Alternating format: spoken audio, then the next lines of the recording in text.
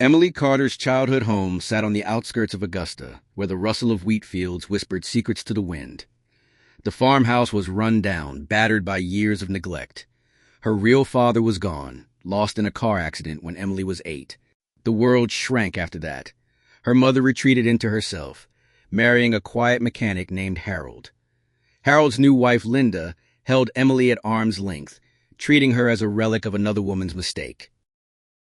Night after night, Emily found solace beneath the chipped stars on her bedroom ceiling, plotting a way out. Her grades were decent, her fists were quick, and she'd learned to make herself small. Every argument at home stung like salt on raw skin. "What do you want, Emily?" Harold finally asked one bitter winter evening as she packed her only duffel bag on her 18th birthday. "Just a way to matter," she whispered. The Army recruiter's poster in the local grocery looked back at her like a dare. That spring, she traded her small-town silence for boots, a crew cut, and the promise of a future. At Fort Leonard Wood, Missouri, Emily found herself in basic training, overshadowed by big personalities.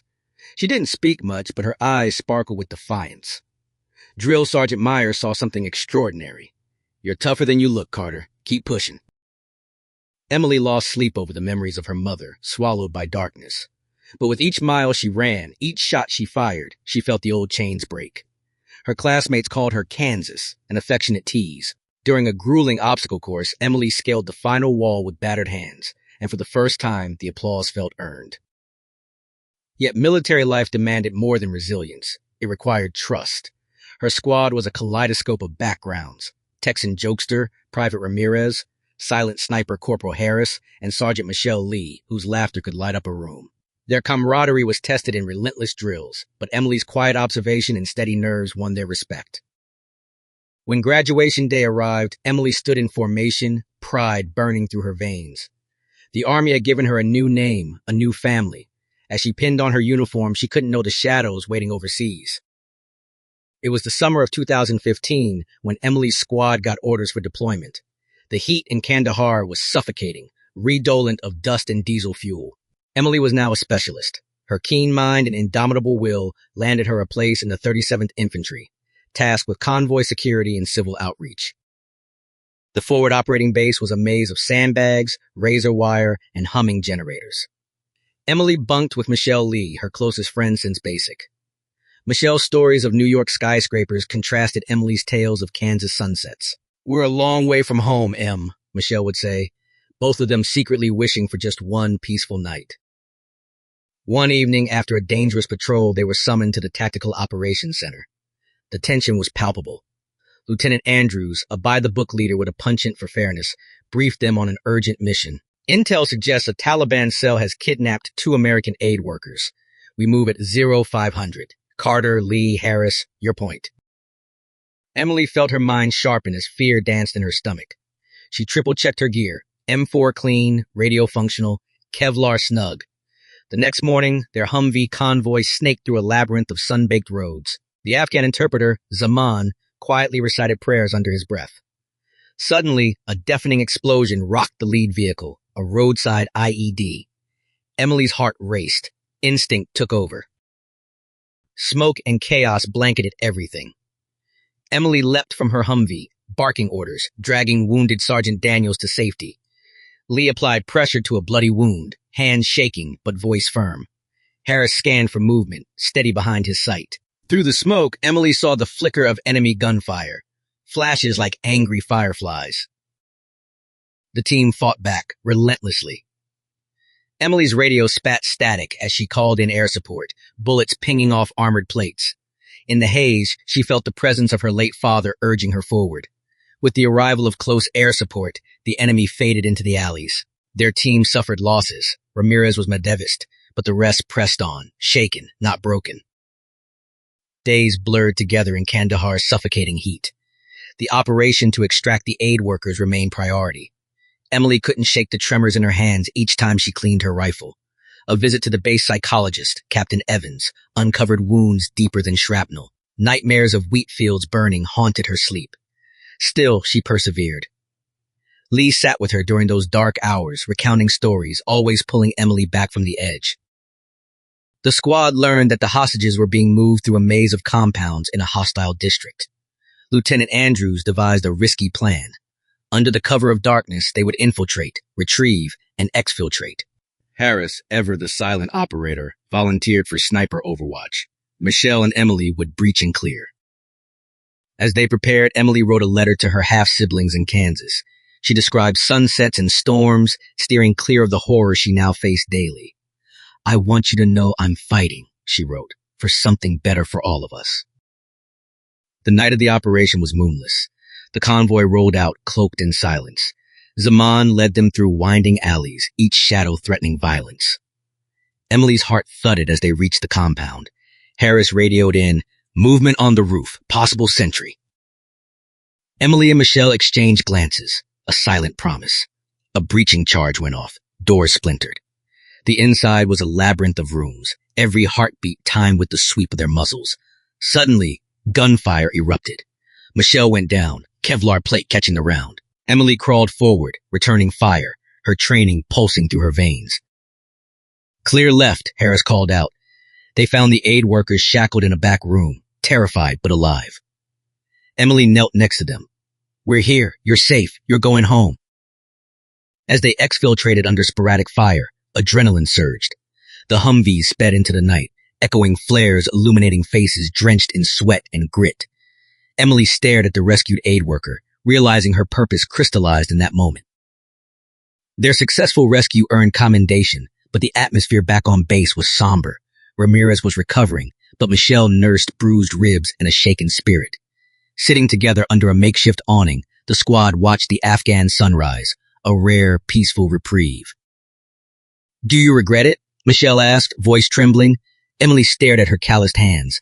"I regret the blood, but not the reasons." Sergeant Harris approached, eyes hooded. "Command's impressed. They want us on a new assignment, recon on suspected arms routes." Emily felt the old anxiety return, a tightening in her chest. She visited Captain Evans, who encouraged her to journal her emotions.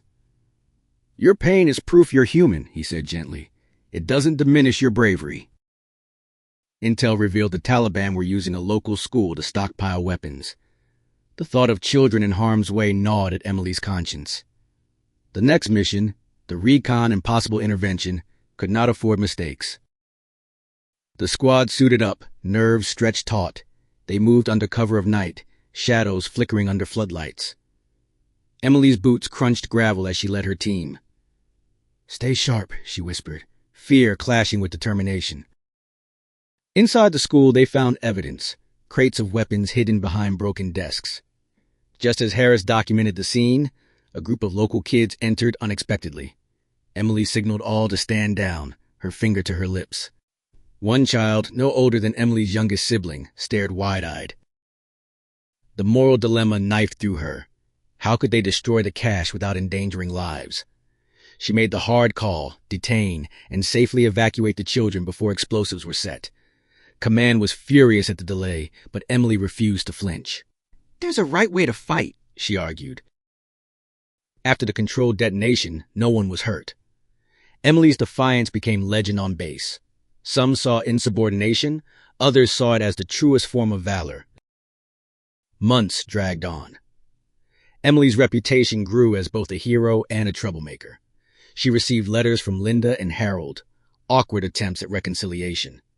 Emily felt the old frost thaw, piece by piece. One sweltering afternoon, the squad got a distress call. Civilian convoy ambushed near a remote crossroads. The response team, with Emily at the wheel, tore across broken terrain. Bullets strafed the Humvee. The squad deployed smoke grenades as cover and formed a defensive perimeter. Amid the hail of fire, Emily dashed into an overturned minibus, finding a wounded Afghan woman and her young son. She radioed from a medevac, pressing gauze to the mother's wounds while listening for the telltale percussion of approaching militants. Michelle's voice cut through the chaos. "We're getting flanked, Em." Emily handed the child her helmet. "Hold this for me, buddy. It's special." She roared orders, coordinated suppressive fire, and ejected an empty mag with practiced fury. Finally, the Apaches arrived, rotors slicing the tension. The threat vanished. In silence, Emily watched as the Afghan mother was airlifted, the boy clutching her helmet. Back at base, she sat alone, wrestling with guilt and exhaustion. Her mind replayed every decision, every face. Lee checked on her, their bond unspoken yet ironclad. "You saved them," Michelle reminded softly. "You always do." But the cracks in Emily's armor ran deeper now. Her dreams were haunted by the Kansas wind, her hands bloodstained, yet resolute. She'd learned survival, courage, and honor in a world carved by violence. Yet each day demanded new sacrifices, and no promise of tomorrow.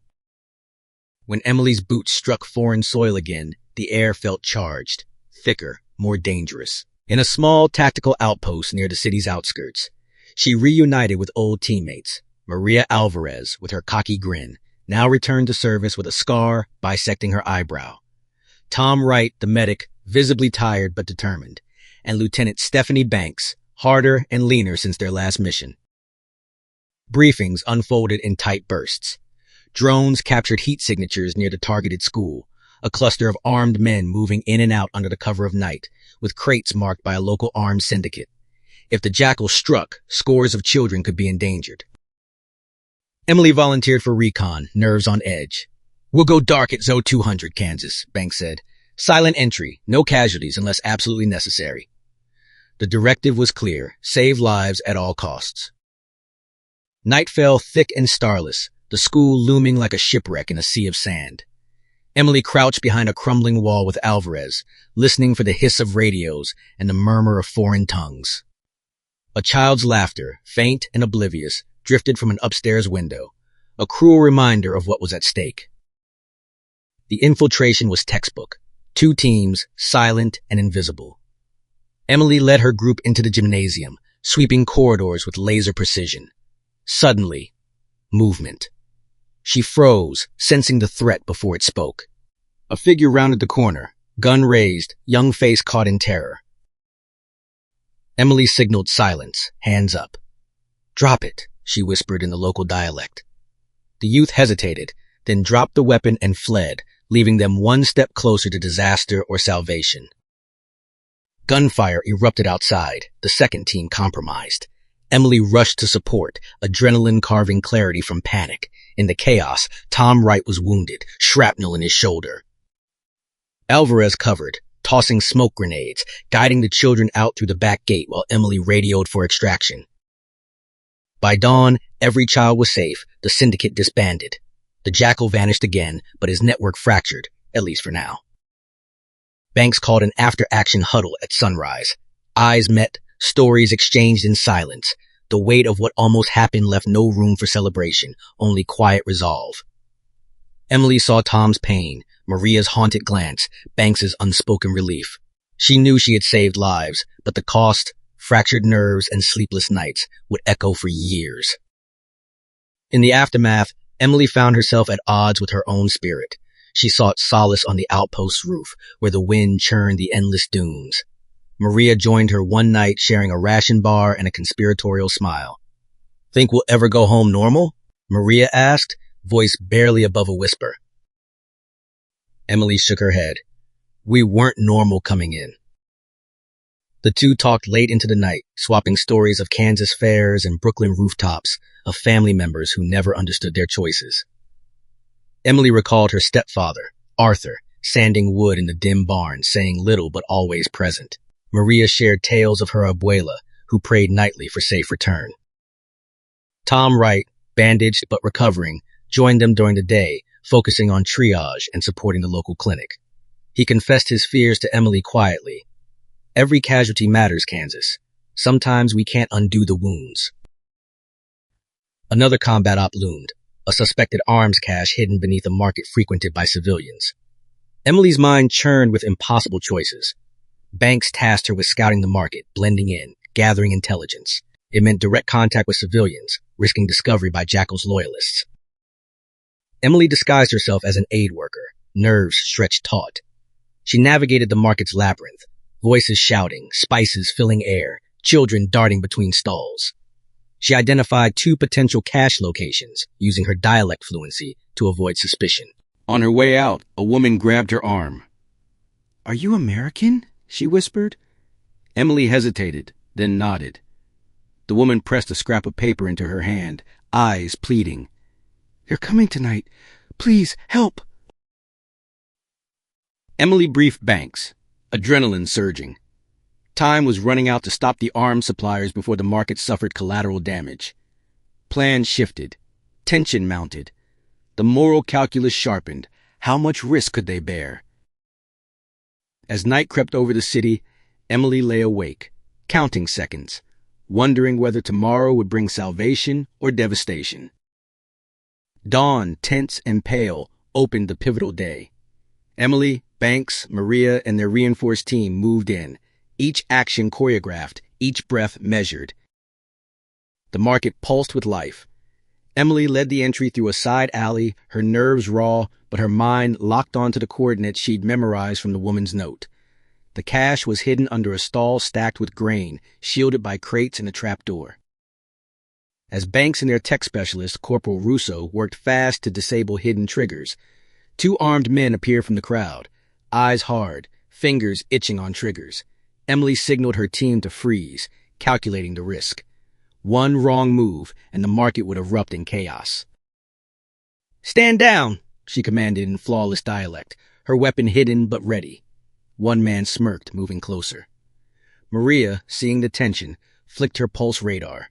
A blip revealed a third hostile behind a stack of boxes. Emily faked a stumble, buying time. The third man moved just as Banks detonated a flashbang. Light and sound broke the confrontation, giving the team precious seconds to subdue the suspects and evacuate civilians from the cash area. Tom Wright rushed to a little girl whose leg was caught beneath fallen crates, his hands steady despite the stakes. "You're okay, sweetheart. You're safe," he soothed, earning grateful tears. The operation closed with the cash destroyed, 2 hostiles in custody, and no civilian casualties, a rare victory. Maria, ever light, wisecracked about a better market deal next time, trying to cut through the anxiety that followed. Back at the outpost, Emily penned a report for command, emphasizing the civilians' safety and the team's precision, knowing the higher-ups might see only numbers, not faces. Later, she sat with Tom and Maria on parched earth, sharing silent gratitude. They were battered, but unbeatable, strained, but stubbornly hopeful. Through the camaraderie, Emily found herself worn, wiser, but never broken. Jackal's reprisals came swift and brutal. An informant was killed, their clinic firebombed, their efforts to stabilize the zone threatened. Emily's nerves wore thin as command demanded answers. Banks grew terse, Maria restless. Emily was tasked with leading rapid response drills, hostage recovery simulation, urban escape scenarios, counter-ambush tactics. Her team ran through corridors of old buildings, smoke grenades filling lungs, adrenaline maxed. Mistakes weren't tolerated, and the pressure built. Each failed drill haunted them. One stormy night, alarms blared. Enemy strike. The outpost perimeter was breached, rifle fire shattering the calm. Emily coordinated defense, barking orders, rallying stalwart and hesitant soldiers alike. Tom Wright, out in the courtyard, dove for a downed radio operator amid gunfire. Emily sprinted across open ground, bullets stitching earth in her wake, tackled Tom's assailant, and dragged both men back to cover. Her courage was palpable, a flash of selfless action that bought precious seconds. Maria, perched atop a sandbag wall, pinned down hostiles with rapid cover fire. Banks, voice sharp in Emily's earpiece, allowed no sway from protocol. "Hold position. Kansas, keep them out at all costs." By sunrise, the threat was neutralized, but losses suffered. 1 fatality, 2 critical injuries. Emily faced the quiet horror of inventorying gear, patching wounds, and writing letters to families. In private, she wept. Not for the fallen alone, but for the price of duty, the burden etched deeper each battle. Her fellow soldiers noticed.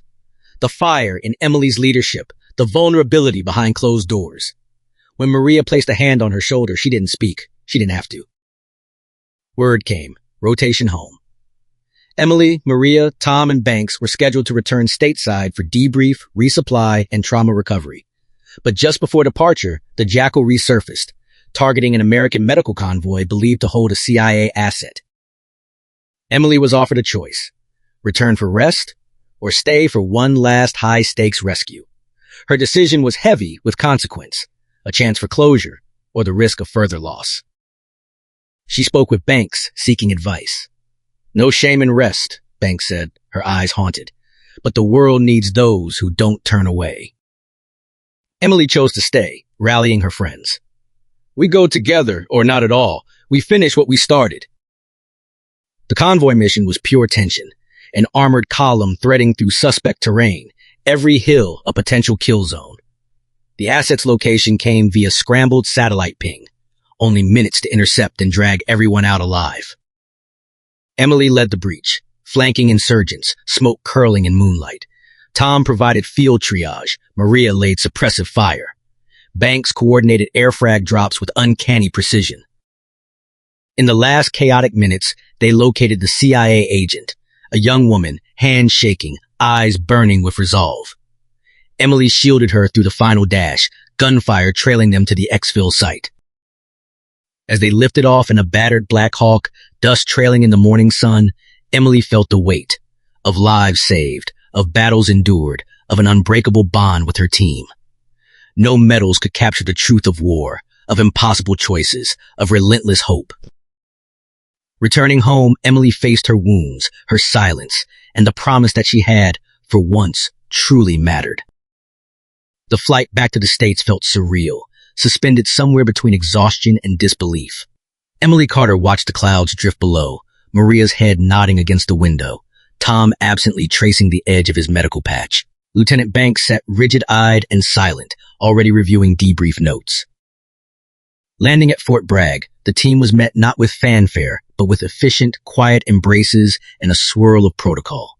Emily was shuffled through medical, psychological, and operational debriefs. The questions felt endless. Did you feel safe in combat? Did you ever contemplate disobeying orders for moral reasons? Did you lose anyone under your command? Each answer peeled off a layer of armor. Despite physical fatigue, rest eluded her. At night, she wandered Fayetteville's empty streets, heart racing at distant sirens. Arthur and Sandra called, their concern evident. For the first time, Emily didn't shut them out.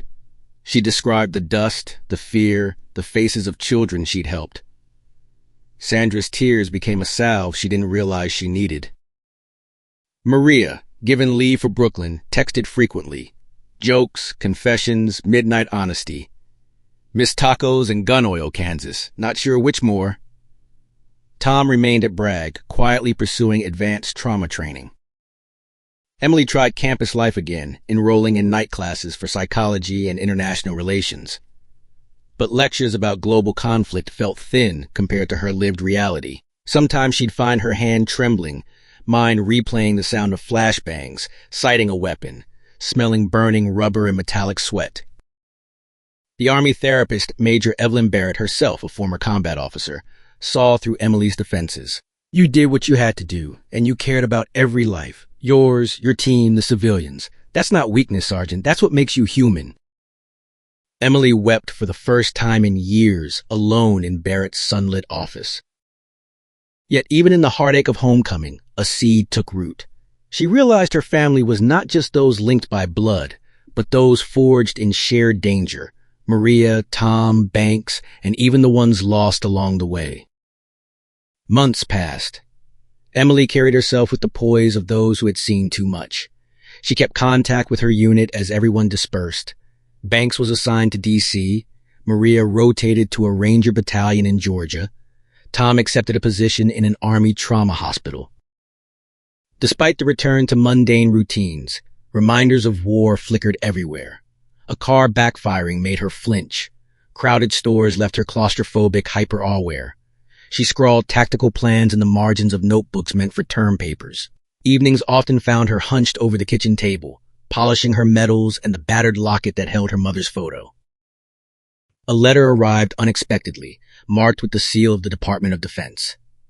Emily's record had been flagged for a special joint training assignment, tasked with developing a program to prepare new recruits for the real psychological toll of modern warfare. The role would require her to return to Fort Sill to speak frankly about the cost of courage and the price of war. She almost declined, until a nightmare woke her sobbing, replaying the market operation, the child caught under crates, the woman's pleading eyes. If she could prepare even one recruit for what was to come, maybe her own battles would mean something more. Arthur offered to drive her to the base. On the way, they finally talked about the old traumas, loss, grief, the pain of trying to parent a wounded child. I always admired your strength, Emily. I just didn't know how to show it. At Fort Sill, Emily was greeted by young faces, hopeful and nervous, the same hunger she remembered in herself. She addressed them not as a war hero, but as someone who had been broken, rebuilt, and not ashamed. Her stories cut through bravado, inspiring fear and empathy in equal measure. That first night, clasping her mother's locket, she knew she hadn't fully escaped the battlefield, but her survival could be armor for others. Life carried on. Emily became a fixture at Fort Sill, counseling, training, and quietly mentoring those who reminded her of a younger, battle-hardened Kansas girl. She reconnected with Tom, who visited for trauma briefings. Maria visited too, spun up on rumors of an elite recon unit forming, a unit that needed leaders with real scars and battle wisdom. One cold February day, a black SUV pulled up outside the training compound. From it emerged Commander Kyle Benton of Army Special Operations. He'd read Emily's lessons, heard stories about her leadership, courage, and conscience during the Sandstone missions. There's a sequence of kidnappings in Eastern Europe, Benton told her quietly. American doctors and aid workers, hostage situation, small local force failing. We need someone who won't break under pressure and can coordinate complex operations. Your name came up. You'd be attached multi-branch alongside Marines and Air Force series. Emily studied Benton. What about my PTSD? She asked, unblinking. We want you for your scars, he replied. We don't need perfect, we need real. The offer pulled at everything Emily understood about honor and risk. She debated it with Sandra and Arthur, who feared for her but trusted her calling, and with Maria over many tense phone calls. At last, the decision formed the way all her best choices had, under the weight of conscience and possibility. She accepted, demanding that Tom and Maria accompany her. They did. Banks, too, returned at the last moment out of uniform, but still their unwavering anchor. For the first time since Kansas, Emily felt purpose, hope, and fear in equal measure. The new mission would challenge every lesson she'd learned, not just how to fight, but how to save, to forgive, to lead. Their new unit, Echo Team, assembled at U.S. Army Garrison Bavaria, a frigid realm where the wind smelled of pine and old wars. The situation was urgent. 3 American aid workers snatched from a village near the Ukrainian border, hostage takers armed and clever, shielded by local hostiles in deep snow. Emily, now staff sergeant, quickly established trust. Her team was multinational, blending Army MPs, Air Force JTACs, and 2 Navy SEALs. Maria and Tom fit in seamlessly, while Banks, semi-retired, acted as their strategic advisor. They worked long hours in windowless rooms, gathering intelligence, reviewing satellite feeds, building a map of loyalties and betrayals. A local informant, Marco, revealed the hostages were held in a farmhouse, tripwired, heavily guarded, rumor of a corrupt mayor involved. The night of the op, snowflakes blurred headlights as Echo Team inserted along the tree line. Emily led point, crouched low, heart thrumming in time with distant howls. Their approach was meticulous, cutting wires, freezing hands numbed by steel and adrenaline. A flare arced over the farmhouse. Maria's voice crackled. Movement, west window. Emily signaled her boundaries, counting down heartbeats. The breach was chaos. Doors splintered, dogs barking, hostiles shouting in Slavic dialects. Emily caught a gunman, neutralized him, and swept through icy halls. Tom found the first hostage, shivering, eyes wide. Maria took a graze to her thigh but kept charging forward. In the basement, Emily found a young doctor, bound, bleeding, barely conscious. She cut the ropes, whispered, "You're safe," reliving Sandstone all over again. They fought their way out. A Navy SEAL almost lost to a booby trap, and only saved when Emily lunged forward, risking her own life to tackle him onto freezing mud. Extraction was a whirlwind. Evac whirlybirds slicing snow, friendlies and hostages bundled together. Even victorious, the team exited changed. One step closer to healing, one victory harsher than the wounds it reopened. Back on base, the debriefs were grueling. Tom stitched Maria's leg, grumbling about Army rations. Emily and Banks reviewed every movement, every risk, then quietly drank coffee in the frosty dawn, sharing a rare moment of peace. Days later, the rescued hostages were flown home. One, the young doctor, sent a letter. "You didn't just save my life, you restored my faith." Emily read it aloud to her team, blinking back tears. For once, command recognized every member of Echo Team. Commendations followed. Quiet, dignified, unlike the parade civilians might imagine. But the real reward came in the airport, as Maria's abuela burst into tears, and Tom embraced his partner. Emily flew home to Kansas for a month of true rest. The fields were green. Arthur now joked more, Sandra baked too much bread, and Emily laughed in easy bursts. Not because all was healed, but because she'd learned scars didn't mean you were finished. She visited the local high school, told the next generation her story, stripping away the varnish of glory, speaking instead of courage, pain, and the strength to stand back up. In a sunlit bedroom that smelled of wheat and hope, Emily drifted to sleep, finally understanding that every chapter, every mission, every wound had shaped her, and that beyond the battlefield, a new life full of honor, forgiveness, and possibility awaited. Emily's Kansas leave ended with the kind of sorrow reserved for family who have finally mended old wounds. When Echo Team reconvened, Emily was chosen to spearhead a new program, reintegration training for returning service members facing post-deployment strain. It was an unexpected assignment, no bullets or high stakes, but a different, quieter war. Her approach was grounded in truth. In a dusty classroom at Fort Bragg, she faced war-weary soldiers, many younger than she was when she left Kansas, others haunted by tours invisible to the nation. Emily broke through their resistance with candor. "Yeah, it hurts. You'll wake up sweating. You'll snap at strangers. And you'll wonder if you're the broken one. You aren't, and you're not alone." Opening her scars, she shed the myth of unshakable strength.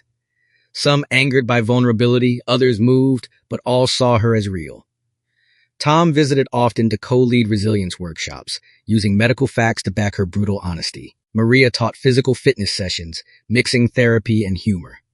For many, this was the first time they heard an NCO admit to being afraid, or to crying for the enemy's children. Emily found purpose in their confessions, their halting laughter, their slowly healing camaraderie. Lieutenant Banks, occasionally guest instructing, offered strategic overviews and rare, sharp-witted encouragement. Although it wasn't the life or death drama of her past, it was no less vital. Every time a soldier came to her quietly after class, asking for help, Emily saw a ripple of hope. Her courage transformed and multiplied, living on in others forging their way home from the shadows. Late one evening, as a storm lashed Bragg, Emily received a letter from the Department of Defense. The Jackal, whose shadow had haunted her career, had been captured by Allied forces during a failed arms deal. Justice, in the thready form that war allowed, had been served. The news didn't bring closure, only an unexpected flood of memory. The hostages, the ambushes, the faces of team members she'd almost lost. "Vengeance and peace. They aren't the same," Barrett said gently. For days, Emily worked through a haunting mix of sorrow and relief, discussing her feelings with Major Barrett, her trusted therapist. "But you can let go of the chase." Meanwhile, Kansas beckoned her back. Arthur's health was failing. Sandra's voice trembled in nightly phone calls. Emily arranged a transfer, temporarily stepping down to tend to her family. Returning home, she fell into a strange rhythm of hospital visits, barn repairs, and long, honest conversations. Arthur apologized for past silences. Emily thanked him for the stability he'd given when she needed it most. As Arthur grew weaker, Emily took him to his favorite fishing spot. They sat under the wide Kansas sky, silence more comforting than words. He squeezed her hand. "You've been braver than I ever was, Em. Make sure you fight for yourself, too." Arthur passed weeks later, surrounded by the warmth of 2 generations. At his funeral, local veterans in faded uniforms saluted her, one final, unspoken mark of respect. Arthur's loss grounded Emily but didn't break her. Sandra convinced her that the army needed leaders like her more than ever. Don't bury yourself in this soil, Emily. You're meant to keep building. So, with Sandra's blessing and Maria's persistent texts, Kansas, come on, we're 2 classes away from fixing the next generation. Emily returned to Fort Bragg. It was time to lead the new generation, not just through steel and fire, but through the uncertain daylight afterward.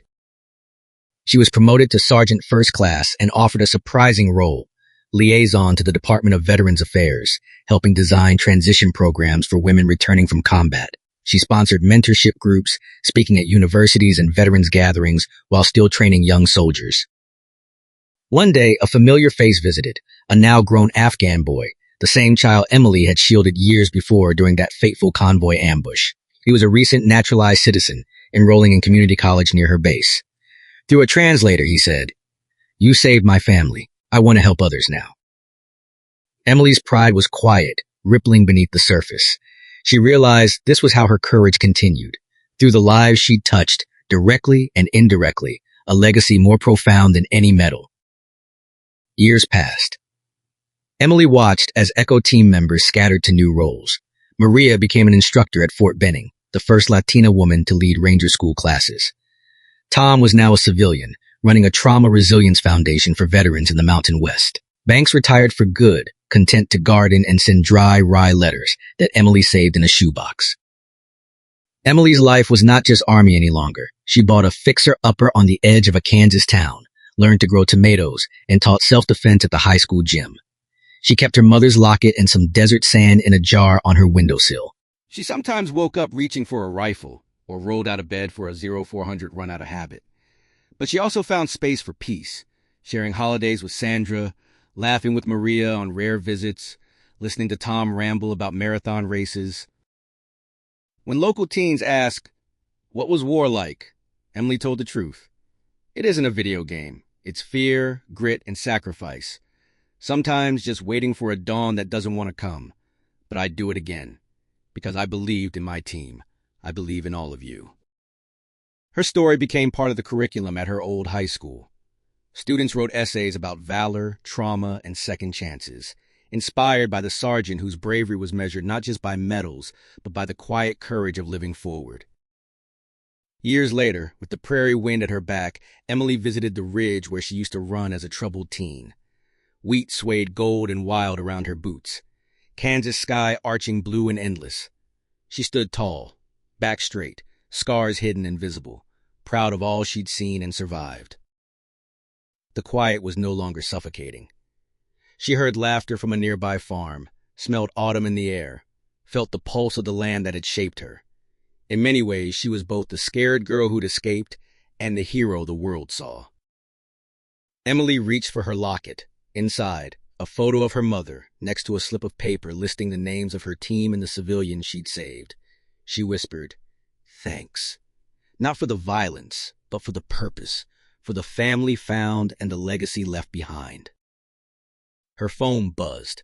A message from Maria, an invite from Tom, a new mentee reaching out for advice. Emily smiled, knowing her story was still being written. Through others, through echoes that would ripple long after her stride faded from the Kansas dust. For Emily Carter, every dawn brought a new mission, and every sunset softened the shadows over Sandstone Ridge. Her courage was no longer just surviving. The true act of valor was living, loving, and lighting the way for those lost in the darkness, soldier and civilian alike. The American hero forged by adversity had become the beacon for many. Proof that even with scars and storms, the journey could bend toward hope.